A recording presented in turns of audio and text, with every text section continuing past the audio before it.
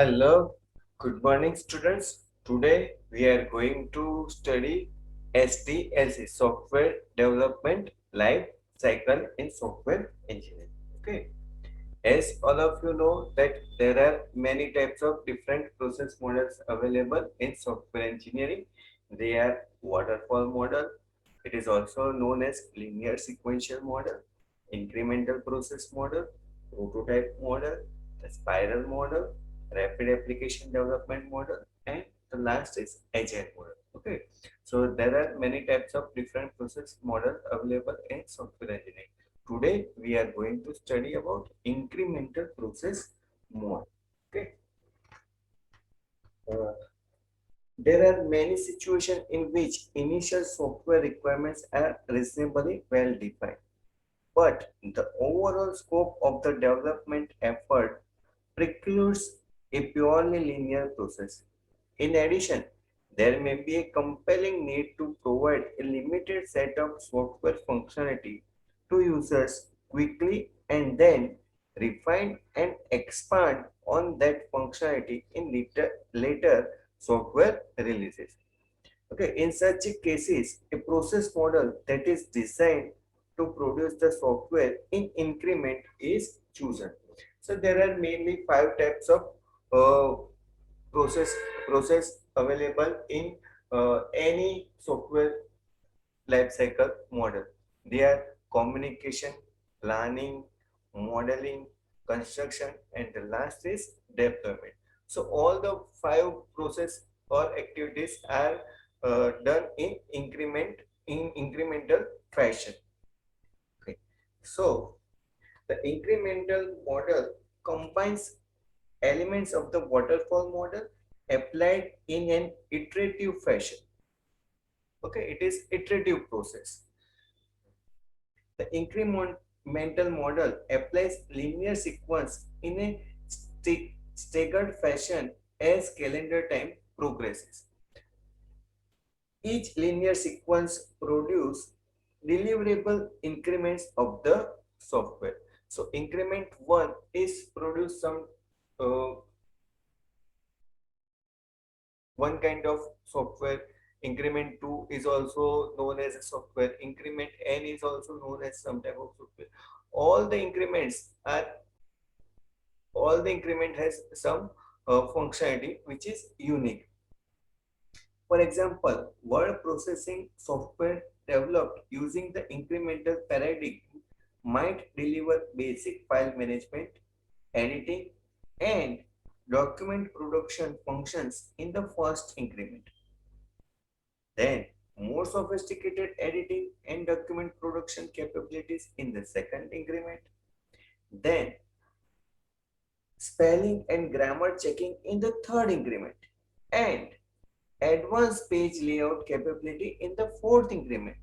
It should be noted that the process flow for any increment may incorporate the prototyping paradigm. Okay, so the any software is developed in incremental fashion. When an incremental model is used, when an incremental model is used, the first increment is often a core product. Okay, first increment is always a core product. That is, basic requirements are addressed, but many supplementary features remain undelivered. So, the incremental model is also known as the combination of linear and parallel process flows. The incremental model applies linear sequence in iterative manner. It is also a iterative approach.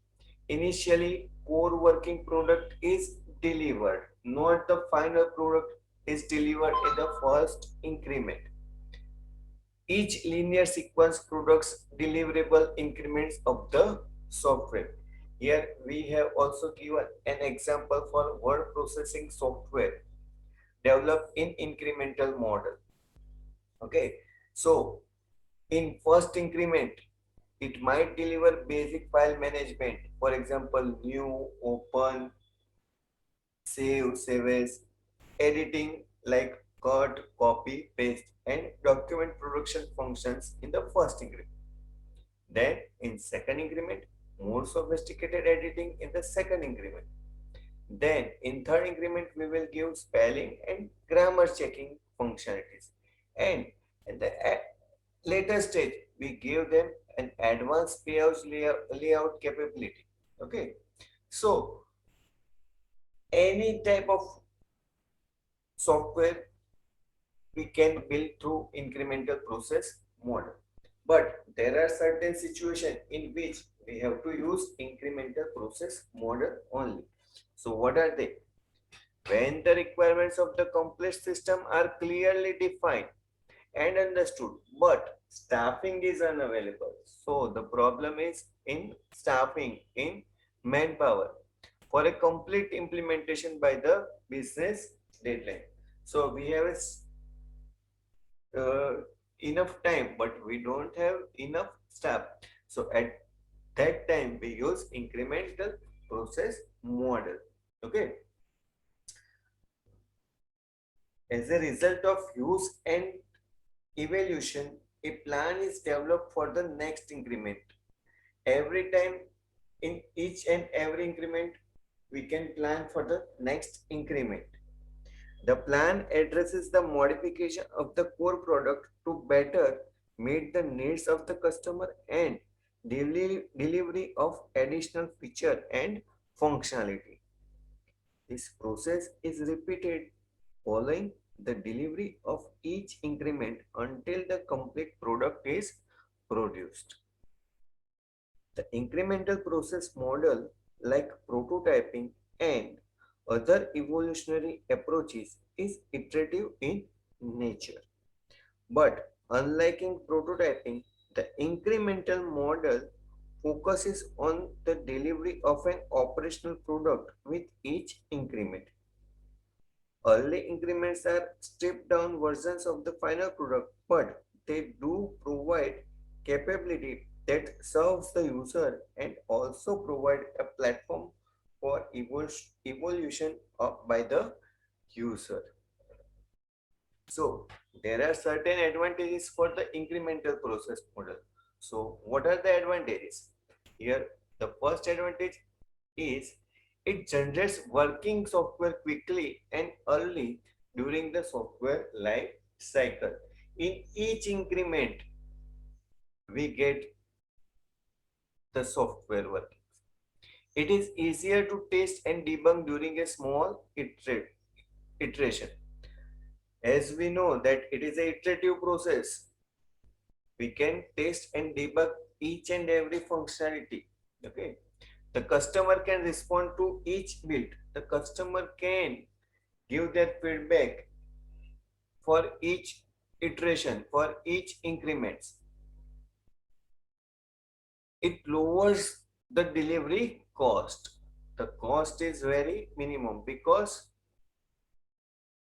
it is an iterative process and we give the software in incremental fashion. The next is it is easier to manage risk because risky pieces are identified and handled during iteration. As we know, it is an iterative process and we give advanced functionality in the later increment stages. So we can identify the complex functionality of any software and it will be developed during later stages. So we can identify the risky pieces, risky functionality and it can be developed in a later stages. So incremental development is particularly useful when staffing is unavailable for a complete implementation by the business deadline that has been established for the project. Okay, so we know the deadline, but we don't have enough staffing. We don't have any enough manpower is available. Then we can use incremental process model. Okay, early increments can be implemented with fewer people. Whatever the staff is available, we can start the project with them, and at the later stage, we can add the staff and complete the project. If the core product is well received, additional staff, if required, can be added to implement the next increment. Okay, as we know that we need some staff, we need some manpower, so we can start to find the efficient manpower, efficient staff, and complete the project on time. In addition, increments can be planned to manage technical risk. For example, a major system might require the availability of new hardware that is under development and whose delivery date is uncertain. Once again, increments can be planned to manage technical risk. For example, a major system might require the availability of new hardware that is under development and whose delivery date is uncertain. So many times it may happen that delivery date is not fixed for certain type of complexity in project. So we can use at that time we can use incremental process model. It might be possible to plan early increments in a way that it avoids the use of this hardware, thereby enabling partial functionality to be delivered to end users without inordinate delay. So we can avoid delay by using incremental process model. In this type of model, we get enough time for later increments to find any complexity, what are the requirements, what are the major functionality, how to implement, how to develop, how to design, what are the main advantage and disadvantage. So we can get enough time for planning of later increments. So this model is very useful in software engineering model. Okay, so thank you so much for watching this video.